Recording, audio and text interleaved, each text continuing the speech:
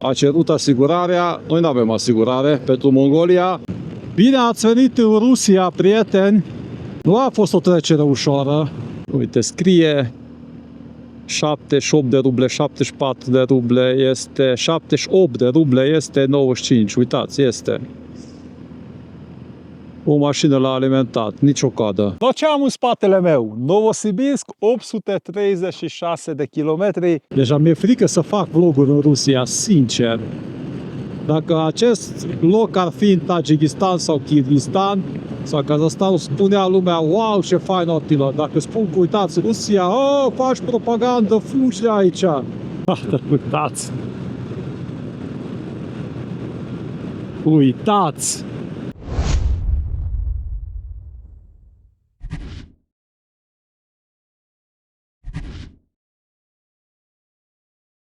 Bună dimineața din acest iurtă fenomenală, din această iurtă. N-a plouat, am un noroc, fiindcă aici lipsește un pic acoperișul. Este ora 7:30, împachetăm, fiindcă la 8 ne întâlnim cu noi noștri prieteni din Polonia. Mergem împreună la vamă, 4 motociclete. Da, am dormit bine, am adus sacul de dormit, s-a răcit peste noapte, chiar a fost bine sacul, așa că suntem strong. Alpal încă este bolnav, curge nasul, dar au zis că n-are voce. N-are voce. Asta e. Mergem tot înainte. Cu voce, fără voce, nu contează. Da, eu acum încep un pic, dar sperăm că nu o să fie problemă. Ajungem la Nazar, acolo o să mâncăm bine, o să bem ceai cald și mâncăm ceva de porc. Nici cumbisul nu a ajutat foarte mult. Ieri am gustat. Nu e pe gustul nostru. Eu am zis să nu gust, am gustat la Olmeacon. Am vrut să fac o gustare, că nu știu când ajung încă o dată. Dar nu să mai guști. Nu. Las pentru ei, că dar nu e ok. Hai mâinile sus, cine a gustat deja cumisul. Deci este lapte de iapă. Lapte de iapă. Hai, gata, mergem, că avem de trecut vama mongolă, rusă și să vedem dacă este benzină în Rusia sau nu este. Care este adevărul? Rămâneți aici și veți vedea că o să trebuia să alimentăm în Rusia. Prieten, am întâlnit cu prietenii noștri polonezi și la benzinerie, un CRF 300 și un Africa Twin. Foarte interesant, are Africa Twin vreo 60.000 de kilometri și o zis că o schimba motorul, că i-a pușcat un cilindru. Și acum are a doilea motor. Am crezut că Honda e așa. A zis că pe undeva prin Nepal, sau nu știu unde, anul trecut.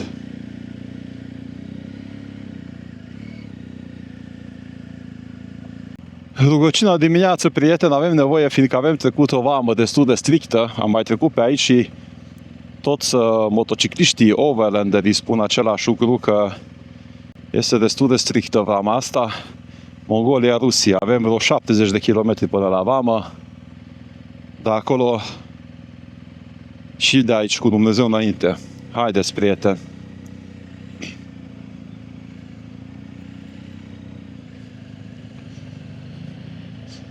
Rock and roll, baby! Sau cum se zice?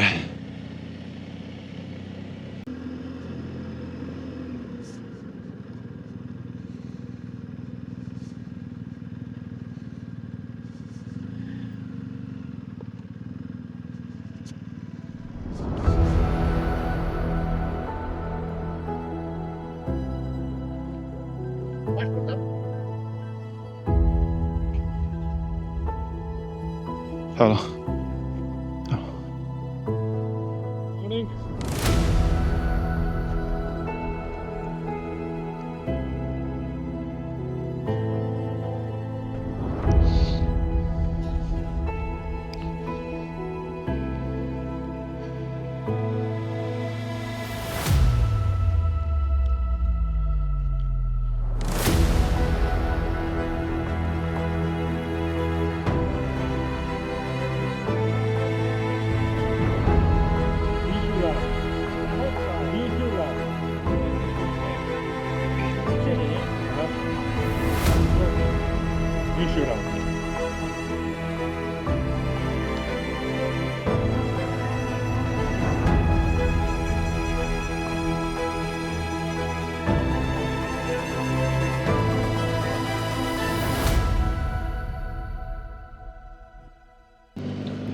A oprit poliția, a cerut asigurarea, noi nu avem asigurare pentru Mongolia, băieții a venit un copil care știa engleză și a explicat foarte clar, zic, bă, unde trebuia să cumpărăm asigurare când am intrat în țară, când orașele erau închise, adică am intrat într-un oraș să dormim care nici hotel n-avea. Ok, deci nu veniți din Ulaanbaatar, zic, nu venim din Ulaanbaatar, noi venim din China, ok, așa că ne-a dat drumul. Chiar n-aveam unde să cumpărăm la intrare în vamă, că ați văzut ce a fost acolo, deci noi chiar am întrebat la vamă când am intrat în Mongolia, unde putem cumpăra insula? Zice, în Bulgan este. Mi-a și dat vameșul adresa, dar dacă orașul era închis, oamenii n-a înțeles. Zice, într-adevăr, dacă e închis, n-avea cum să intri. Nu-i scump aici, 10 euro pe 10 zile, deci nu vorba de bani, dar n-am putut. Măcar erau polițiști din ăștia, nu pătuți la cap, că de ce nu... Zic, nu-i vina noastră pandemia, zic. Nici vina voastră, așa a venit, dar zic, nu suntem de vină. Ok, zice, no, mai avem 20 de kilometri până la vamă. Și zice polițistul, no, așa ceva, fi prieten, așa ceva dacă auzi în România. Ce polițistul, e codă mare la vamă, dar să nu stați, voi să nu stați la codă, zice, băgați-vă o față, zic, ok. Prietenul om rămas bun de Mongolia, acolo în față se vede vama. Trecem de mongolez, sperăm cât mai repede și urmează un no man's land de vreo 40 de kilometri până la graniță cu Rusia. Eu vă las acum, fiindcă e interzis să filmez în vamă, la vamă, chiar nu vrem să riscăm. Așa că bye Mongolia, a fost frumos, păcat că a fost această pandemie și n-am putut să stăm 4-5 zile cum am preconizat, dar și așa am văzut destul de multe, sper că v-a plăcut, am dormit în iurtă, așa că ne vedem în Rusia, prieteni, în Federația Rusă, unde vedem dacă găsim benzină, nu găsim, eu am pentru 580 de kilometri rezervă, iar Novosibirsk este la 1000 de kilometri. Și neapărat să trebuiască să alimentăm în Rusia până în Novosibirsk. 2000 years later. Bine ați venit în Rusia, prieteni! Acum am ieșit din vamă.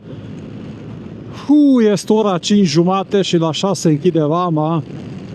Nu a fost o trecere ușoară, la ceea ce m-am așteptat. O vamă foarte complicată, aglomerată, foarte mulți mongolezi care fac business, kazah.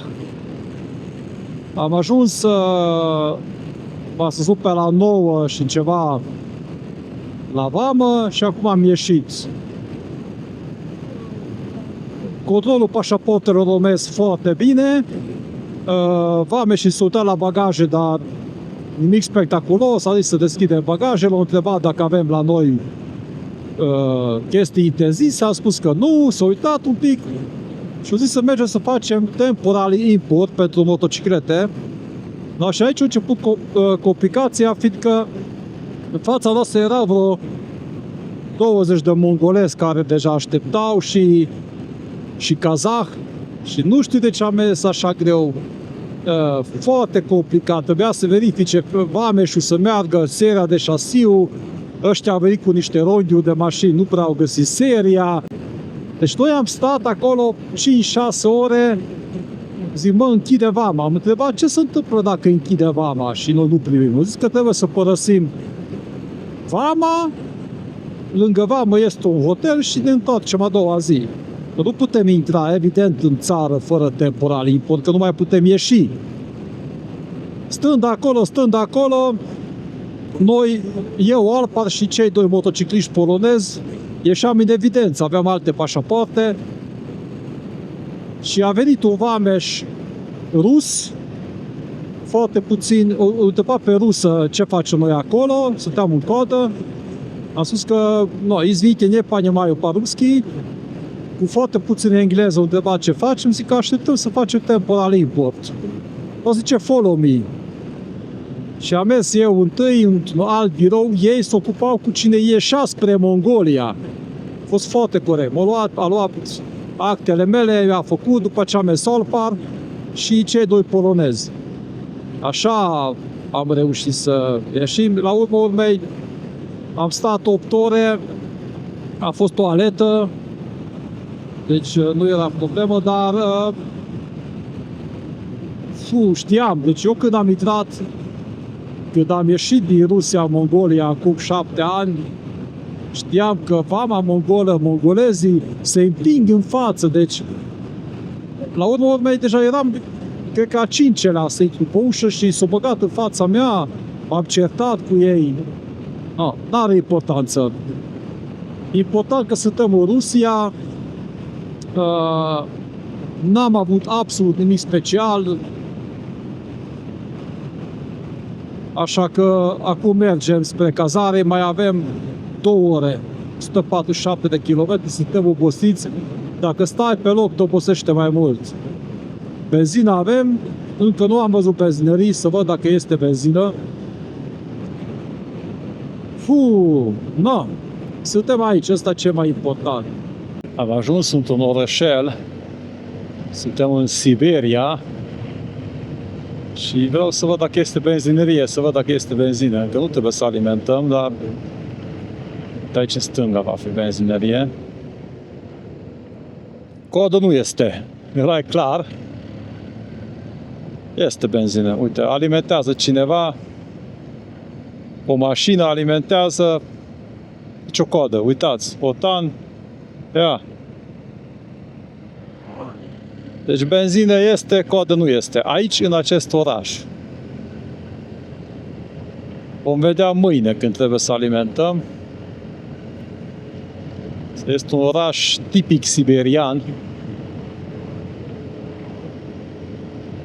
Și 32 de grade în Siberia. Plus, acolo arată să rămână Siberia. N-am mâncat azi nimic, niște semințe a avut Alpar. Deși aici este benzinerie în dreapta. Haideți să încetinesc.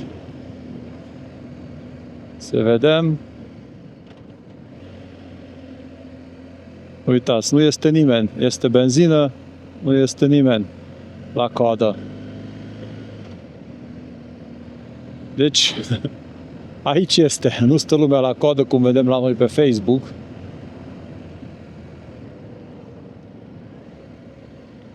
Interesant. Cum am spus, eu vă arăt ce văd.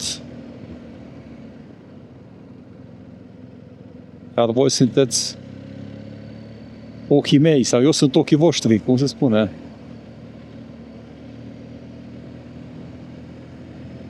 Și erau 2-3 benzinării, uite și aici benzineria, bine, asta cam prăpădit poliția. Asta ne va opri, parcă văd. Nu ne oprește.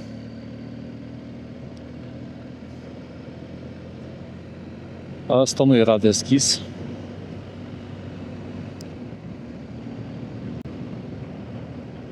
Deci până acum veți spune că în acest orășel toate cele 3 benzinării aveau benzină, fără coadă, fără bătăi. Nu comentez, comentați voi. Haideți o benzinerie mare să vedem.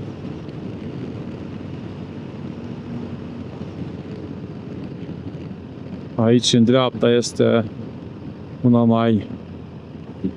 mai mare. Uite, scrie 78 de ruble, 74 de ruble, este 78 de ruble, este 95. Uitați, este o mașină la alimentat, nicio coadă. Dar ce am în spatele meu? Novosibirsk, 836 de kilometri, Siberia.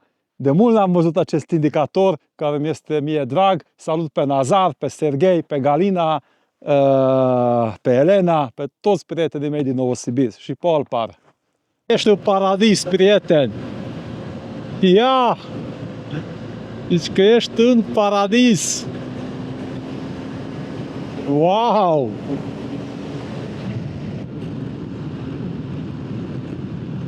Drumul este foarte bun. Munții Altai, în toată splendoarea ei.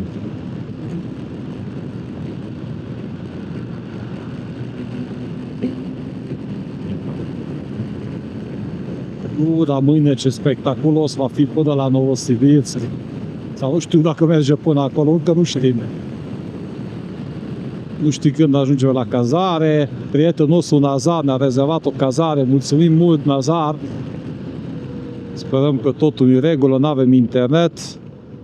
Aici GPS-ul în Siberia am înțeles că merge. Așa că nu știu când, cum va fi, dacă putem repede ocupa cazarea. Prefer să găsim din prima, trebuie să mâncăm ceva. N-am mâncat azi nimic și este seara deja. Deci nimic n-am mâncat.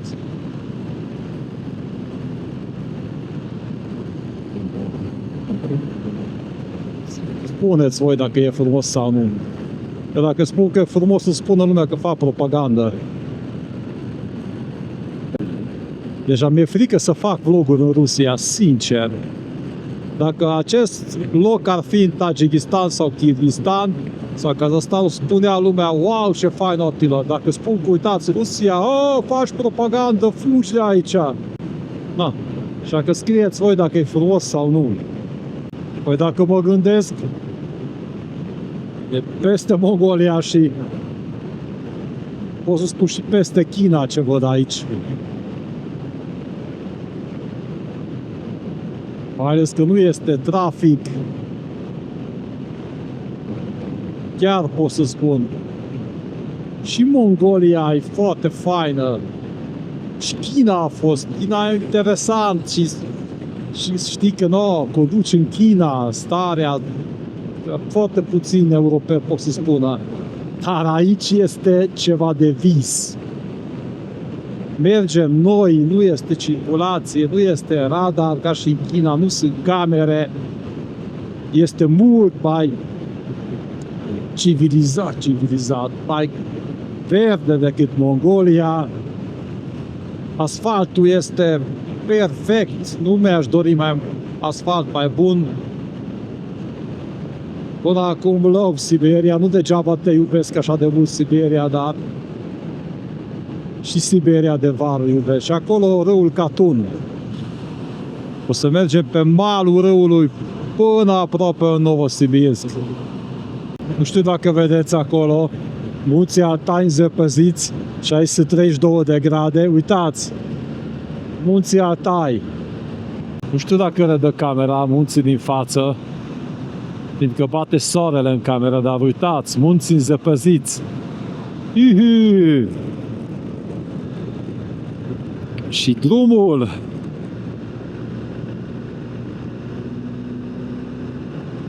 Dar ce bate soarele, nu văd nimic.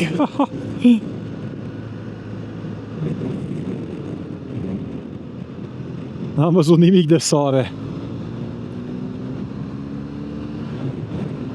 Câte căsuțe, ia! Dați câte căsuțe de închiriat.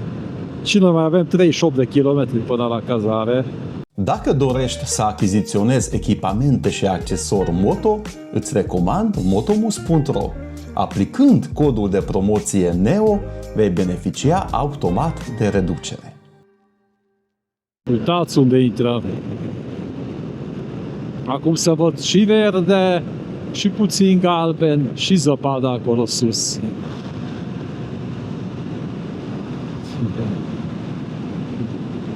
Am stat 8 ore la vamă, am spus, bă, nu mai am chef de nimic. Să ajung o dată la cazare, cumva să editez vlogul și să mănânc și să dorm. Asta a fost dorința mea, stând acolo 8 ore. Ei, acum am dorință de a mă da pe moto, chiar dacă mi-e foame, și mi-e sete, mi s-a terminat acum apa de vreo jumătate de oră, am băut 3 litri de apă azi, dar știind că imediat ajung la cazare, 29 de kilometri, mâncăm, că găsim ceva mâncare, 100% că nu, suntem în Rusia, aici este, avem bani, avem ruble dacă nu merge cardul și mâine ne așteaptă acest peisaj, prieteni, deci dimineața nu o să ne mai fie foame și let's go! Pregătiți-vă și pentru vlogul de mâine. Attila și Alpa vă arată peisaje frumoase.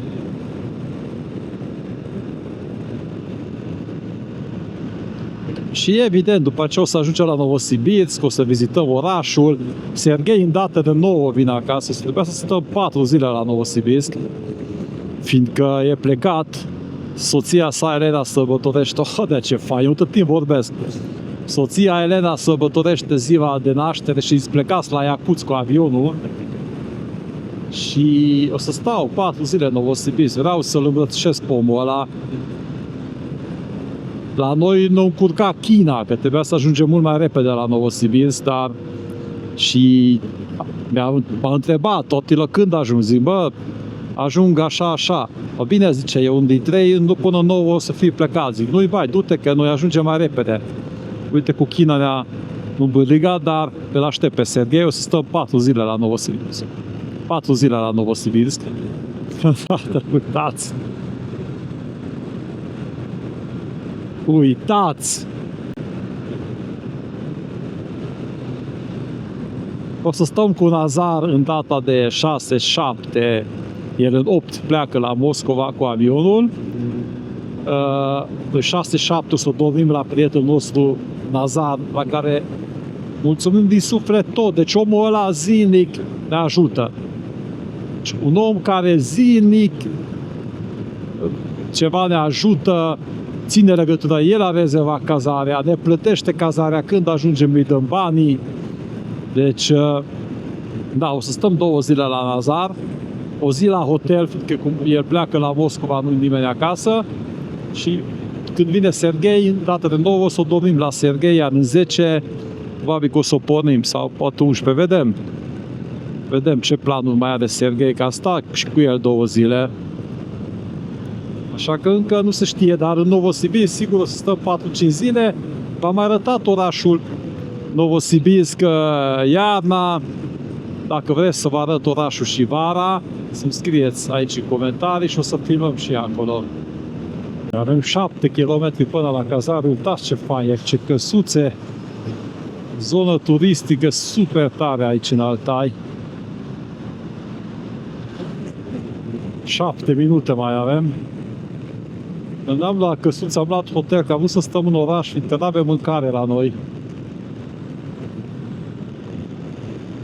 Și nici nu știam cum să dacă pe unde rezervăm, nu avem internet. Ăsta era la îndemână să ne rezerve Nazar.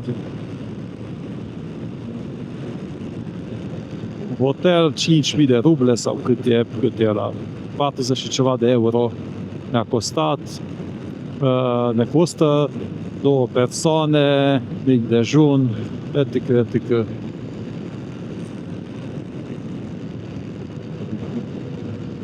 Da, mai avem puțin, imediat ajungem. Și am ajuns în orașul Aktaș.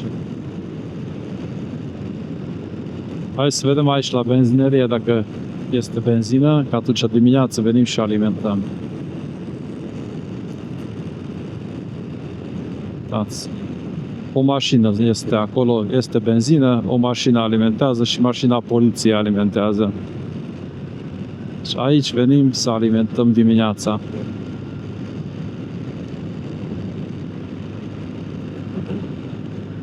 Nu 1,7 km, nu văd nimic de soare.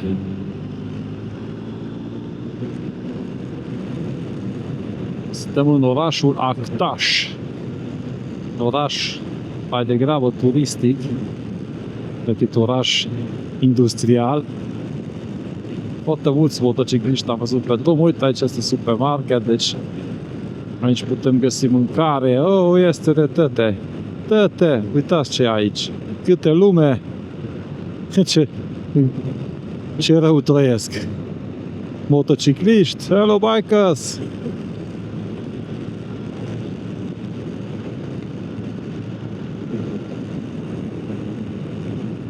Și aici ce este?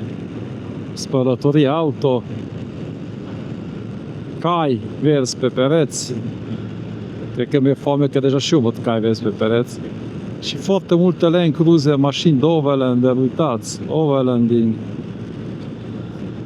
zonă. E concediu acum, iulie. Full season. Deci dacă ne uităm că e full season, chiar am prins bine hotelul ăsta. Sper că GPS-ul ne duce acolo. Am un pic de emoții aici în Rusia. Acolo Gazprom. Nu mai venim mai să alimentăm. Alimentăm acolo. Dimineața 330. 280. Aici trebuie să fie hotelul undeva. Chiar lângă benzinărie. Ăsta e hotelul. Uitați. Merge GPS-ul, benzina, acum aici stau 2 oameni la coadă. Deci nu-i stres.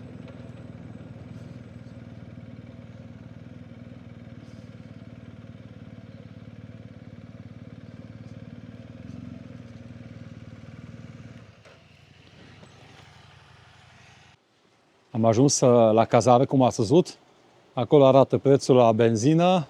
95 este 78 de ruble. Costă, nu spun un lei, merge internetul. 4 lei,64 benzina. Motorina 89. Motorina e mai scumpă. Haideți să vedem cât e motorina. Haideți să vedem cât e motorina. 90 să rotunjim. 5 lei și 35 de bani. S-a scupit un pic, dar este. Nu e nimeni. Acolo e benzineria. O mașină este la rând. Și uitați ce hotel fain. Trebuie să ne descălțăm aici, la recepție, și îți dă papuci. Tapucchi.